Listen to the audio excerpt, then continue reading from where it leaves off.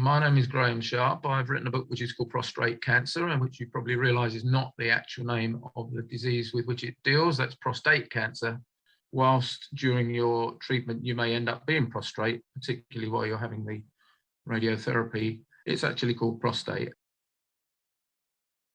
A couple of years ago I was diagnosed with the condition, and surprised that there seemed to be very little reading matter, other than very technical reading matter, to tell me what I was likely to experience as I went through it. And I've always been a diarist. I'm also a journalist by trade, and I've written notes, and I just suggested at some point that this might make a book. Fortunately, Oldcastle agreed, and this is the result. During the course of writing the book, I gradually became aware of more and more people that had some sort of experience of prostate cancer, and contacted a number of them and asked them whether they would like to share their experiences with me, because obviously I'm not the only person that's had it, and my treatment, although it may progress along the same course as many other people's, doesn't necessarily pan out the same. For example, mine ended at a certain point at which other people's progresses from there. So I wanted to know what happened to them when they went on to the next stage of treatment, and that's included in the book. And then I belong to a particular group of racing friends who have been traditionally meeting up once a year to go to a race meeting at Sedgefield in the north of the country.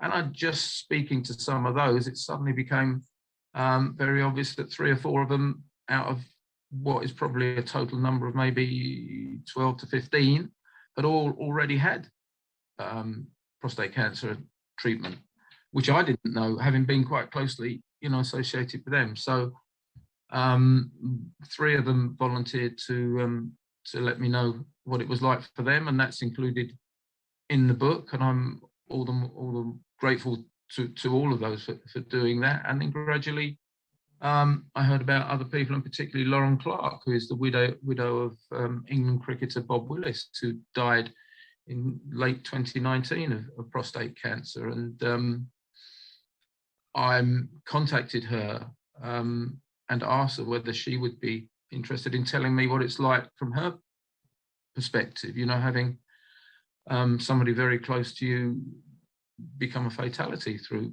prostate cancer. And she was very open and was very keen, and in fact has now set up a fund of her own, the Bob Willis Fund or Foundation, and her perspective was very interesting, and that's fully reflected in the book as well.